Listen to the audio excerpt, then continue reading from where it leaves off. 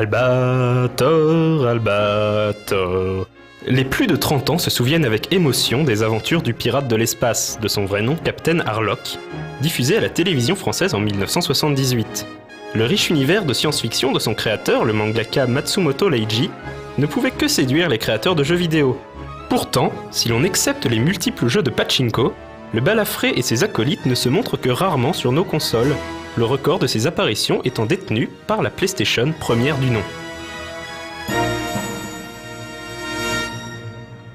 Zero.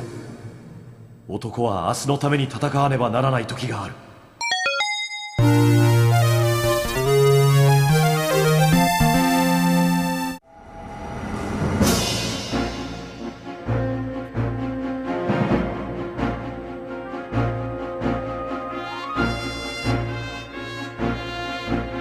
Si le nom Cosmo Warrior Zero est désormais bien connu grâce à la série animée qui le porte, il faut savoir que cette série était adaptée d'un jeu vidéo de Taito sorti en 1999.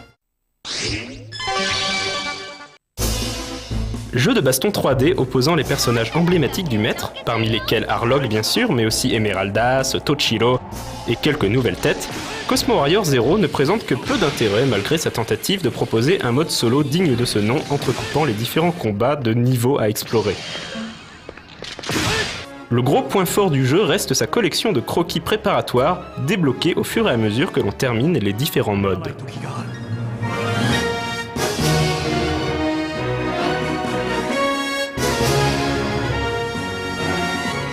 俺を機械化人の犬と呼ぶなら呼べばいい。ハーロック、お前を倒す。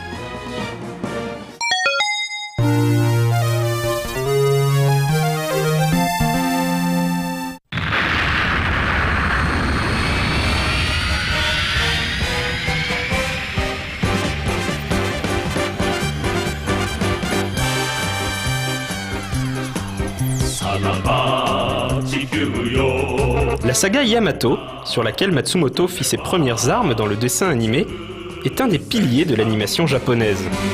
Les deux opus, sortis sur PS1, reprennent les histoires des deux premières séries, avec de nombreuses scènes cinématiques en animé reprenant les moments cultes de la saga.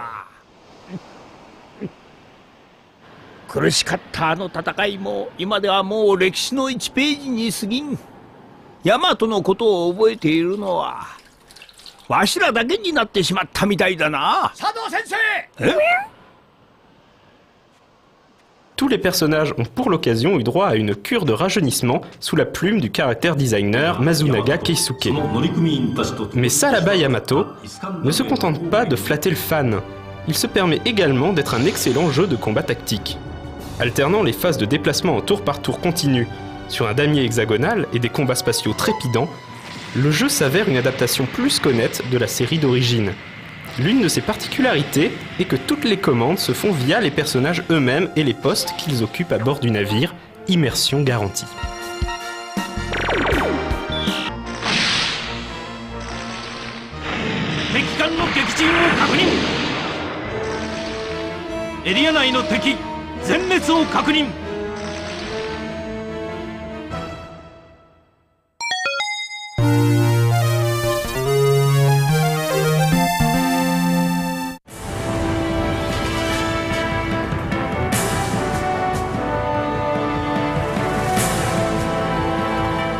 Comme son nom l'indique, Matsumoto Leiji Free 9 se situe dans l'univers de Galaxy Express Free 9, mais n'est pas une adaptation de cette série culte.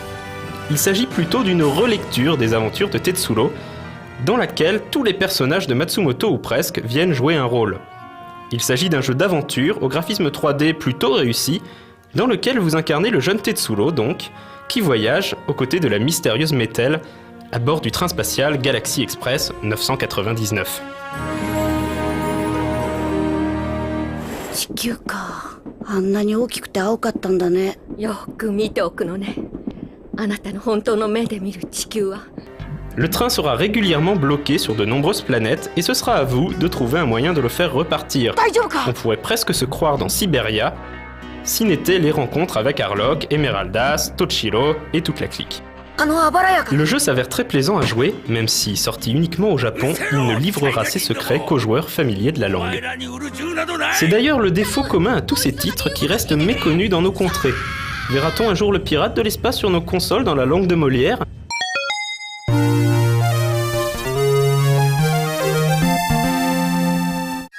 Il y a quelques années, des développeurs français menés par Philippe Dessoli, le créateur de Mr. Nuts et illustrateur officiel de Matsumoto et Nagaigo en France, avaient un projet de jeu Captain Harlock sur GBA.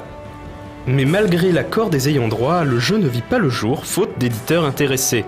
Ils n'ont pourtant pas baissé les bras, avis donc aux éditeurs qui ont eux aussi, à coup sûr, grandi en suivant les aventures du capitaine au cœur d'or.